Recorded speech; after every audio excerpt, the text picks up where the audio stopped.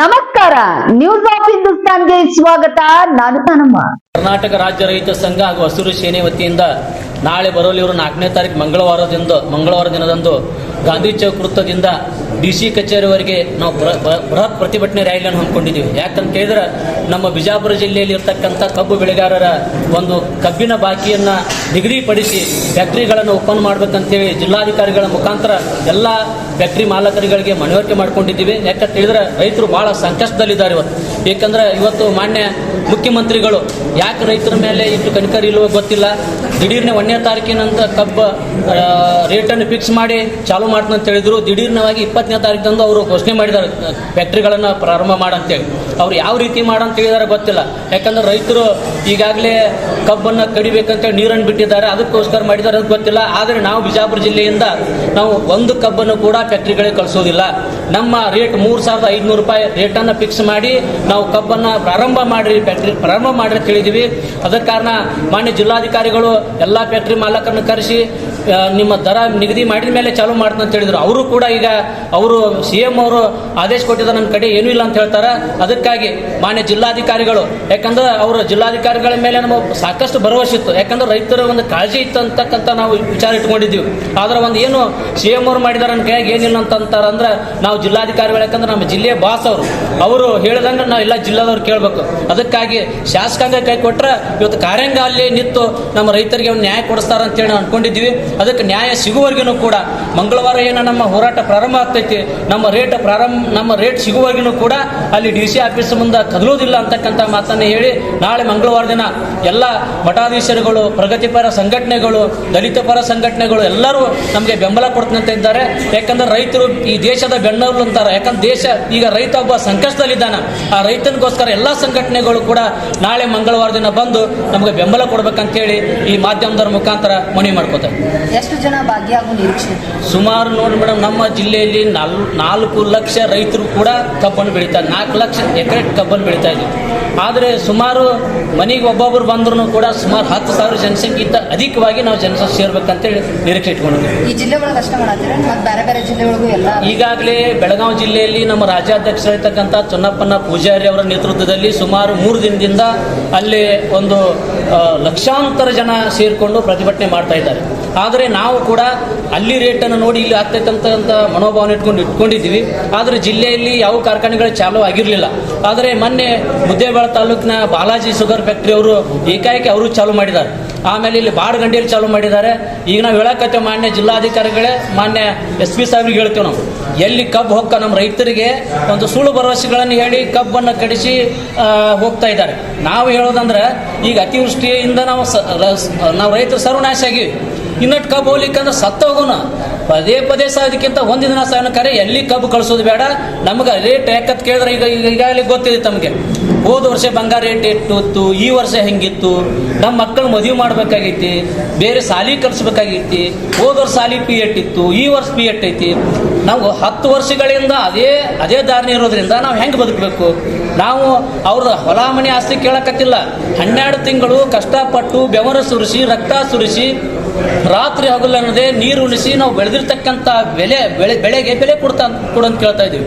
ಈಗ ನೀವು ಸುಮಾರು ನೋಡ್ತಿರ್ಬೋದು, ನೌಕರಸ್ಥರು ಎಲ್ಲರೂ 10 ಗಂಟೆ ಆದಮೇಲೆ ಆರಾಮಾಗಿ ಊಟ ಮಾಡಿ ತಮ್ಮ ಹೆಂಡ್ರ ಮಕ್ಕಳ ಮೇಲೆ ಮಲ್ಕೋತಾರೆ. ನಮಗೆ ಹೆಂಗೆ ಕೊಡ್ತಾರಂದ್ರೆ 12 ಗಂಟೆಗೆ ಲೈಟ್ ಕೊಡ್ತಾರೆ, 3 ಗಂಟೆಗೆ ಲೈಟ್ ಕೊಡ್ತಾರೆ. ನಮ್ಮ ನಿದ್ದೆ ಅನ್ನೋದು ಇರೋಂಗಿಲ್ಲ. ಅಂಥ ನಿದ್ದೆಯನ್ನು ಕಾಯ್ಕೊಂಡು ಹುಳ ಹುಡಿ ಹಾವು ಕಡು ಸತ್ತಿರ್ತಕ್ಕಂಥ ಉದಾಹರಣೆಗಳು ಸಾಕಷ್ಟು ಅದಾವೆ. ಅದಕ್ಕಾಗಿ ನಾವೇನು ಕೇಳಕತ್ತೀವತ್ತಂದ್ರೆ, ನೀವೇನೂ ನಮಗೆ ಕೊಡಬೇಡ್ರಿ, ಒಂದು ಕರೆಂಟ, ಒಂದು ನೀರ, ಒಂದು ಯೋಗ್ಯವಾದ ಬೆಲೆ ಕೊಟ್ಟರೆ ನಮ್ಗೆ ಸಾಕಂತ ಇಷ್ಟ ಕೇಳಕತ್ತೀವಿ. ಇವತ್ತು ವಿಶೇಷವಾಗಿ ನೋಡ್ಬೇಕಂತಂದ್ರೆ ಯಾವ ರಾಜಕಾರಣಿಗಳು ಇದ್ರಾಗ ಆಸಕ್ತಿ ವಹಿಸ್ತಾ ಇಲ್ಲ, ಯಾವ ಅಧಿಕಾರಿಗಳು ವಹಿಸ್ತಾ ಇಲ್ಲ. ಮತ್ತು ನಮ್ಗೆ ಅಷ್ಟೇ ಅಲ್ಲ, ರಾಜಕಾರಣಿಗಳು ಹೊಲಗೊಳ್ಳೋದಾವು, ಅಧಿಕಾರಿಗಳು ಹೊಲಗೊಳ್ಳೋದಾವು. ಅದಕ್ಕೆ ಯೋಗ್ಯವಾದ ಬೆಲೆ ಕೊಡುವವರೆಗೂ ಕೂಡ ನಾವು ಈ ಬಿಜಾಪುರ ಜಿಲ್ಲಾಧಿಕಾರಿಗಳ ಕಚೇರಿ ಎದುರುಗಡೆ ಪ್ರತಿಭಟನೆ ಮಾಡೋದನ್ನು ನಿಲ್ಲಿಸೋದಿಲ್ಲ ಅಂತೇಳಿ ಮಾಧ್ಯಮದ ಮುಖಾಂತರ ಎಚ್ಚರಿಕೆಯನ್ನು ಕೊಡ್ತಾರೆ. ಮೊನ್ನೆ ಯಶವಂತರಾಯ ಗೌಡರು ಪ್ರೆಸ್ ಮೀಟ್ ಮಾಡ್ತಾರೆ, ಕಬ್ಬು ಬೆಳೆಗಾರರಿಗೆ ಅಂದ್ರೆ ಅವ್ರದೇ ಫ್ಯಾಕ್ಟ್ರಿ ಇರೋದ್ರಿಂದ ಲಾಸ್ ಒಳಗದ ಅವರು ಇದ್ರೊಳಗೆ ಏನಾದ್ರೆ ಭಾಗಿಯಾಗ್ತಾರ ಅವ್ರಿಗೆ? ಈಗ ನಾವು ಮುಕ್ತವಾಗಿ, ಪಕ್ಷಾತೀತವಾಗಿ, ಜಾತ್ಯತೀತವಾಗಿ ಎಲ್ಲ ಸಂಘಟನೆಯವರು ಕೂಡ ರೈತರಿಗೆ ಬೆಂಬಲ ಮಾಡ್ಬೇಕಂತೇಳಿ ನಾವು ಕರೆದಿದ್ವಿ. ಈಗ ಅವರು ಬಂದು ಅವ್ರಿಗೂ ಕೂಡ ಆಹ್ವಾನ. ಯಾಕಂತ ಕೇಳಿದ್ರೆ ಇವತ್ತು ನೋಡ್ರಿ, ನಮೀಗ ಸಕ್ರೆ ಫ್ಯಾಕ್ಟ್ರಿಗಳು ಲಾಸ್ ಆಗಿತ್ತಂದ್ರೆ ಒಂದು ಸಕ್ರೆ ಫ್ಯಾಕ್ಟ್ರಿ ಇದ್ದವ್ರು 4 ಸಕ್ರೆ ಫ್ಯಾಕ್ಟ್ರಿ ಮಾಡ್ತಾರೆ. ಹೆಂಗೆ ಮಾಡ್ತಾರೆ? ಇವತ್ತು ಕಬ್ಬಿನಿಂದ ನುಡಿಸ್ತಕ್ಕಂಥ ಈಗ ನಮ್ಮ ರೈತರಿಗೆ ಕೇವಲ ಕಬ್ಬಿನಿಂದ ಅಲ್ಲ, ಮೊಲಾಸಿಸ್ ಇರ್ಬೋದು, ಬೇರೆ ಬೇರೆ ಪ್ರಾಜೆಕ್ಟ್ಗಳನ್ನು ಆಯಾ ಪ್ರಾಜೆಕ್ಟ್ಗಳನ್ನು ಮಾಡಿ ಅವ್ರು ಲಾಭದಾಗದಾರ. ಆ ಲಾಭ ನಾವು ಕೇಳೇ ಇಲ್ಲ. ಆ ಲಾಭ ಸುಮಾರು 1 ಟನ್ ಕಬ್ಬಿನಿಂದ ಈಗ ಸರ್ಕಾರಕ್ಕೆ ಸಾಕಷ್ಟು ಟ್ಯಾಕ್ಸ್ಗಳು ಹೋಗುತ್ತೆ. ಆ ಟ್ಯಾಕ್ಸ್ ನಾವು ಕೇಳಿಲ್ಲ. ಮಾಲಕರಿಗೆ ಏನು ಹಾಕತ್ತೀವಿ, ಫ್ಯಾಕ್ಟ್ರಿನೂ ಉಳಿಬೇಕು, ಈ ಕಬ್ಬು ಕಳಿಸ್ತಕ್ಕಂಥ ಈ ರೈತನು ಉಳಿಬೇಕು. ನಾವು ಕಬ್ಬ ಬೆಳಿಲಿಲ್ಲಪ್ಪ ಅಂತಂದ್ರೆ ನಮ್ಮ ಲಾಸ್ ಆಕೈತೆ. ಕಬ್ಬ ಬೆಳಿಲಿಕ್ಕಂದ್ರೆ ಫ್ಯಾಕ್ಟ್ರಿಯಲ್ಲಿ ಉಳಿತಾವು. ನಾವು ಫ್ಯಾಕ್ಟ್ರಿ ಲಾಸ್ ಮಾಡ್ಕೋಬಾರ್ದು ಅಂತಲ್ಲ, ಫ್ಯಾಕ್ಟ್ರಿಗಳು ಬೇರೆ ಬೇರೆ ಪ್ರಾಜೆಕ್ಟ್ಗಳನ್ನು ಮಾಡ್ಕೊಳಕ್ಕೆ ನಾವು ಅವಕಾಶನೂ ಕೊಟ್ಟಿವಿ. ಅದ್ರಾಗ ನಾವೇನು ಕೇಳೇ ಇಲ್ಲ ಅವರಿಗೆ. ಹೀಗಾಗಿ ಅವರು ಕೂಡ ಸನ್ಮಾನ್ಯ ಶಾಸಕರು ಕೂಡ ಈ ನಮ್ಮ ಹೋರಾಟಕ್ಕೆ ಬಂದ್ರೆ ಅವರಿಗೂ ಕೂಡ ತುಂಬ ಹೃದಯದ ಅಭಿನಂದನೆಗಳನ್ನು ಸಲ್ಲಿಸ್ತೀವಿ. ಇದು ಕಬ್ಬು ಬೆಳೆಗಾರರದ್ದು ಇವತ್ತಿಂದಲ್ಲ ಸರ್, ವರ್ಷಗಟ್ಟಲೆ ಅಂದ್ರೆ ಪ್ರತಿ ವರ್ಷ ಬೆಳೆ ಬಂದಾಗಲೆಲ್ಲ ಇದೇ ಹಣೆ ಬರ ರೈತರದ್ದು.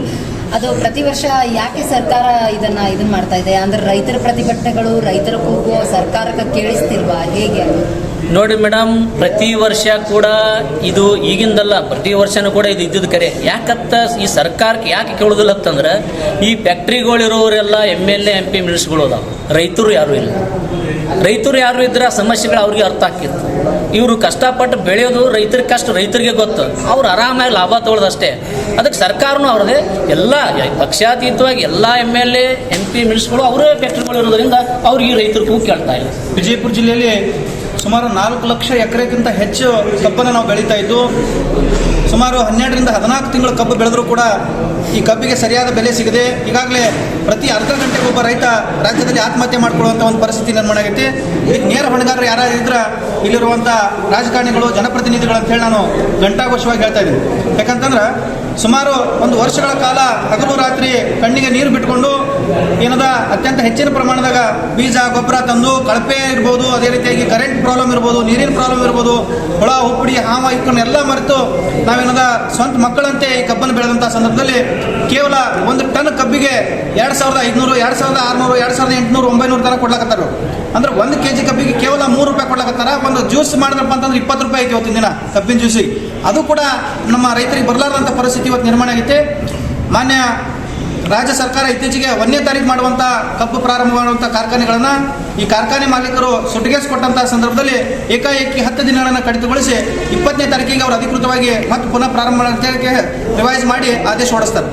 ಇಲ್ಲಿ ಜನಪ್ರತಿನಿಧಿಗಳು, ರೈತರ ಪರವಾಗಿ ಇರಬೇಕಾದಂಥ ಜನಪ್ರತಿನಿಧಿಗಳು ಈ ಒಂದು ಹಣಕಾಸಿಗೆ ಬಿದ್ದು ಏನದ ಎಲ್ಲ ಸಕ್ಕರೆ ಕಾರ್ಖಾನೆ ಪರವಾಗಿ ಈ ಒಂದು ಆದೇಶವನ್ನು ಹೊರಡಿಸ್ಯಾರ. ಇದು ಕೂಡ ಖಂಡನೀಯ ವಿರೋಧ. ಅದೇ ರೀತಿಯಾಗಿ ರೈತ ವಿರೋಧಿ ಸರ್ಕಾರ ಅನ್ನೋದು ಕೂಡ ಮತ್ತೊಮ್ಮೆ ಸಾಬೀತುಪಡಿಸ್ಲಾಕತ್ತಾರ. ಅದಕ್ಕೆ ನಾವೇನದ ಇವತ್ತಿನ ದಿನ ವಿಜಯಪುರ ಜಿಲ್ಲೆಯಲ್ಲಿ ಪತ್ರಿಕಾಗೋಷ್ಠಿಯನ್ನು ಮಾಡೋದ್ರ ಮುಖಾಂತರ 1 ಟನ್ ಕಬ್ಬಿಗೆ 3,500 ರೂಪಾಯಿನ ಕೊಟ್ಟು ನೀವು ಖರೀದಿ ಮಾಡಿರಿ, FRPಯನ್ನು ನೀವೇನದ ಸುಮ್ಮನೆ ನೆವ ಹೇಳ್ಕೊಂಡು ಕಾಸ್ಟ್ ಆಫ್ ಕಲ್ಟಿವೇಷನ್ ಹೆಚ್ಚಾಗಿತ್ತು ಅದನ್ನೆಲ್ಲ ಮನ್ಕೊಂಡು 3,500 ರೂಪಾಯಿ 1 ಟನ್ ಕಬ್ಬಿಗೆ ಕೊಟ್ಟರೆ ಅಂತ ನಾವು ಆಗ್ರಹ ಮಾಡ್ತಾ ಇದೀವಿ. ಅದೇ ರೀತಿಯಾಗಿ ತೂಕದಲ್ಲಿ ಮೋಸ ಆಗ್ತದೆ, ಅದನ್ನು ಕೂಡ ಮಾನ್ಯ ಜಿಲ್ಲಾಡಳಿತ ಈಗಾಗಲೇ ಒಂದು ಕಮಿಟಿಯನ್ನು ರೈಸ್ ಮಾಡಿ ಅದರಲ್ಲಿ ಕೂಡ ಮೋಸ ಆಗ್ಲಾರ್ದಂಗೆ ನೋಡ್ಕೊಂತ ಹೇಳ್ಯಾರ. ಇನ್ನು 14 ದಿವಸನಾಗ ಬಿಲ್ ಆಗಬೇಕು, ಅದನ್ನು ಕೂಡ ಮಾನ್ಯ ಜಿಲ್ಲಾಡಳಿತ ವಹಿಸ್ಕೊಂಡಾರ. ಅದನ್ನು ಒಂದು ವೇಳೆ ಕಳೆದ ವರ್ಷಗಳಂತೆ 5 ತಿಂಗಳ 6 ತಿಂಗಳ ವರ್ಷಗಟ್ಟಲೆ ಏನಾದರೂ ಈ ಕಬ್ಬಿನ ಬಿಲ್ ಕೊಡ್ಲಿಲ್ಲಪ್ಪ ಅಂತಂದ್ರೆ, ಸತಾಯಿಸಿದ್ರೆ ಅಂದ್ರೆ ನಾವಂಕರು ಕೇಳಂಗಿಲ್ಲ. ಈ ಮೊದಲನೇದಾಗಿ ಈ ಹಲವಾರು ಬೇಡಿಕೆಗಳನ್ನು ಇಟ್ಕೊಂಡು ನಾಳೆ ಬರ್ತಕ್ಕಂಥ 4ನೇ ತಾರೀಕು ವಿಜಯಪುರದ ಗಾಂಧಿ ವೃತ್ತದಿಂದ ಬೃಹತ್ ಪ್ರಮಾಣದ ಎಲ್ಲ ರೈತರು ಕೂಡಿಕೊಂಡು ಮಾನ್ಯ ಜಿಲ್ಲಾಡಳಿತದ ಕಚೇರಿಗೆ ಮುತ್ತಿಗೆ ಹಾಕೋದ್ರ ಮುಖಾಂತರ ನಮ್ಮ ಬೇಡಿಕೆಗಳನ್ನು ಈಡೇರಿಸುವವರೆಗೂ ಅಹೋರಾತ್ರಿ ಅನಿರ್ದಿಷ್ಟ ಧರಣಿಯನ್ನು ಮಾಡಬೇಕಂತೇಳಿ ಈಗಾಗಲೇ ನಾವು ನಿರ್ಣಯ ಮಾಡಿದ್ದೀವಿ. ಆದಷ್ಟು ಬೇಗನೆ ಮಾನ್ಯ ಜಿಲ್ಲಾಡಳಿತ ಸಕ್ಕರೆ ಕಾರ್ಖಾನೆ ಮಾಲೀಕರೊಂದಿಗೆ ಮನವೊಲಿಸಿ ಈ ಒಂದು ಅಧಿಕೃತ ಹೆಚ್ಚಿನ ಪ್ರಮಾಣದ ಒಂದು FRPಗಿಂತ ಹೆಚ್ಚಿನ ದರವನ್ನು ಕೊಡ್ಲಕ್ಕ ಆದೇಶ ಮಾಡ್ಬೇಕಂತೇಳಿ ಈ ಸಂದರ್ಭದಲ್ಲಿ ಕೇಳಿ ನಮ್ಮ ಹೋರಾಟವನ್ನು ಮಾಡ್ತೀವಿ ಅಂತೇಳಿ ಈ ಸಂದರ್ಭದಲ್ಲಿ ಹೇಳ್ತಾ ಇದ್ದಾರೆ. ಇವತ್ತು ಮಾಧ್ಯಮದವ್ರ ಮುಖಾಂತರ ಏನು ತಿಳಿಸಾಗತ್ತಪ್ಪ ಅಂದ್ರೆ, ಏನು ಇವತ್ತು ಕಬ್ಬಿನ ಬೆಲೆ ನಿಗದಿ ಮಾಡಲಾರ್ದ ಏನು ಕಾರ್ಖಾನೆಯನ್ನು ಪ್ರಾರಂಭ ಮಾಡ್ಯಾರ ಬಾಡಗಂಡಿ ಸುಗರ್ಸ್ ಬೆಳಿಗ್ಗೆ ಅವರು, ಇವತ್ತು ನಮ್ಮ ಅತಿ ಹೆಚ್ಚು ಹೋಗೋದು ನಮ್ಮ ವಿಜಯಪುರ ಜಿಲ್ಲೆಯ ಕಬ್ಬು. ಅದಕ್ಕಾಗಿ ಅವ್ರಿಗೆ ಹೇಳಿದ್ದೆವು, ನಾವು ನಮ್ಮ ಜಿಲ್ಲಾಧಿಕಾರಿ ಅವ್ರಿಗೆ ಹೇಳಿದ್ದೆವು. ಇವತ್ತು ಬಾಡಗಂಡಿ ಸಕ್ಕರೆ ಕಾರ್ಖಾನೆಯ ಆಡಳಿತ ಮಂಡಳಿ ಕೂಡ ತಿಳಿಸಿದ್ದೆವು, ನೀವು ಬೆಲೆ ನಿಗದಿ ಮಾಡಿ ಕಾರ್ಖಾನೆ ಪ್ರಾರಂಭ ಮಾಡಕ್ಕೆ ಹೇಳಿದೆವು. ಇವತ್ತು ಏಕಾಏಕಿ ಕಟಾವು ಕೊಟ್ರ. ನಾವು ನಿನ್ನೆ ಕೂಡ ಹೇಳಿದೆವು ಅವರಿಗೆ ಬೆಲೆ ನಿಗದಿ ಮಾಡಿರಿ, ಅಧಿಕೃತವಾಗಿ ಲೆಟರ್ ಹೊಳಸಿರತ್ತೆ ಹೇಳಿದ್ದೆವು. ಇವತ್ತು ಕೂಡ ಅವ್ರು ಏನೂ ಮಾಡಿಲ್ಲ. ಅದಕ್ಕಾಗಿ ನಾವು ಬಂದಂಥ ಕಬ್ಬಿನ ಗಾಡಿ ಖಾಲಿ ಗಾಡಿಯನ್ನು ತರವಿಸಿ ಬ್ರಿಡ್ಜ್ ಮೇಲೆ UKP ಕೋಲಾರ UKP ಬ್ರಿಡ್ಜ್ ಮ್ಯಾಗ ಗಾಡಿ ತರವಿಸಿ ರೈತರು ಪ್ರತಿಭಟನೆ ಮಾಡೋಕೆ ರೈತರು ಮುಂದಾಗ್ಯಾರ. ಮತ್ತು ಇವತ್ತು ನಾವು ರೈತರಿಗೆ ಕೂಡ ಹೇಳಿದ್ದೆವು, ರೈತರಿಗೆ ಒತ್ತಾಯ ಮಾಡಿ ಕಬ್ಬು ಕಡಿಸ್ಯಾರ ಇವರು. ರೈತರು ಕೂಡ ಯಾರು ಕಬ್ಬು ಕಡಿಬೇಡ್ರಿ, ಬೆಲೆ ನಿಗದಿ ಮಾಡಲಾರ್ದ ಅಂತೇಳಿ ನಮ್ಮ ಕೋಲಾರ ತಾಲೂಕಾಗಲಿ, ಇವತ್ತು ಬಬಲೇಶ್ವರ ಆಗಲಿ, ನಿಡಗುಂದಿ ಮತ್ತು ಸುಮಾರು ನಮ್ಮ ಕಡೆ ತಾಲೂಕಿನಾಗ ಎಲ್ಲರೂ ರೈತರು ಹೇಳಿದ್ರು ಅವರಿಗೆ ಕಬ್ಬು ಕಡಿಬೇಡ ಅಂತ ಒತ್ತಾಯ ಮಾಡಿ ಕಡಿಸ್ಯಾರ. ಆದರೂ ಕೂಡ ಹೇಳಕತ್ತೇವೆ, ನಮ್ಮ ರೈತರ ಕಬ್ಬನ್ನು 12 ತಾಸಿನ ಒಳಗೆ ಕಾಟ ಮಾಡಿ ಖಾಲಿ ಮಾಡಬೇಕು ಮತ್ತು 3,500 ರೂಪಾಯಿ ಬೆಲೆ ನಿಗದಿ ಮಾಡಬೇಕು. ಅಲ್ಲಿವರೆಗೂ ನಾವು ರಾಷ್ಟ್ರ ಹೆದ್ದಾರಿ ತಡೆದ ಕಬ್ಬಿನ ಗಾಡಿ ಖಾಲಿ ಗಾಡಿ ತರಬಿಸಿ ಪ್ರತಿಭಟನೆ ಮಾಡ್ಬೇಕಾಗತ್ತಂತೇಳಿ ನಮ್ಮ ಮಾಧ್ಯಮದವ್ರ ಮುಖಾಂತರ ಇವತ್ತು ಎಚ್ಚರಿಸಾಕತ್ತೀವಿ. ಇವತ್ತಾಗಲಿ ನಾಳೆ ಆಗಲಿ ನಮ್ಮ ನಿರಂತರ ಹೋರಾಟ ನಡೀತೈತಿ. ಬಿಲ್ಲನ್ನು ಘೋಷಣೆ ಮಾಡುವವರೆಗೂ ರೋಡಿನಲ್ಲೇ ಬರ್ತಿರೋ ಏನು ನೀವು ಅಲ್ಲೇ ಘೋಷಣೆ ಮಾಡ್ತಿರೋ ಲೆಟರ್ ಬಿಡ್ತಿರೋ ಗೊತ್ತಿಲ್ಲ, ಅಧಿಕೃತವಾಗಿ ಲೆಟರ್ ಮುಖಾಂತರ ನಮ್ಮ ರೈತರಿಗೆ ತಲುಪಿಸ್ಬೇಕು. ಈಗ ನಮ್ಮ ರೈತರು ನೀವು ಮೊದಲ ಬೆಲೆ ಎಷ್ಟು ಕೊಡ್ತೀರ ಅಂತ ನಿಗದಿ ಮಾಡ್ರಿ. ಯಾಕಂದ್ರೆ ವರ್ಷ 100-200 ನಮ್ಮ ಕಡಿಮೆ ಕೊಡ್ಕೊತ ಬಂದಿರಿ ನೀವು ಸುಮಾರು ವರ್ಷದಿಂದ. ಈಗ ನೋಡಿ ಇಲ್ಲೇ ನಮ್ಮ ಬಿಜಾಪುರ ಜಿಲ್ಲೆ ಅಂದ್ರೆ 2 ಫ್ಯಾಕ್ಟ್ರಿ ಹತ್ತಿರ ಅದಾವ. ಇವತ್ತು ಬೆಳಿಗ್ಗೆ ಶುಗರ್ ಸಾಲಿ, ಇವತ್ತು ಕಾರಜೋಳ ಶುಗರ್ ಸಾಲಿ. ಇಲ್ಲಿ 3,000 ರೂಪಾಯಿ ಬಿಲ್ ಕೊಟ್ಟರು, ಅವ್ರು 29,900 ಕೊಟ್ರ. ಇವರು 28,900 ಕೊಟ್ರ, ಅವ್ರು 27,900 ಕೊಟ್ರ. ಪ್ರತಿ ವರ್ಷ ನೀವು ನಮ್ಗೆ 100 ರೂಪಾಯಿ ಮೋಸ ಮಾಡ್ಕೊತ ಬಂದಿರಿ. ನಮ್ಮ ಬಾಜು ಕಾರ್ಖಾನೆ ಇದ್ರೂ ಕೂಡ ನಾವು ನಿಮಗೆ ಕಬ್ಬು ಕೊಟ್ಕೊತ ಬಂದೆವು. ಆದರೂ ಕೂಡ ನೀವು ಕೊಡ್ತಾನಂತೇಳಿ ಮೋಸ ಮಾಡ್ಕೊತ ಬಂದ್ರಿ. ಈ ವರ್ಷ ನಮ್ದು ಕಟಾವು ಮಾಡಬೇಡ್ರಿ ರೈತರು ಅನ್ನುವಂಥದ್ದು ಇವತ್ತಿನ ಮಾತು.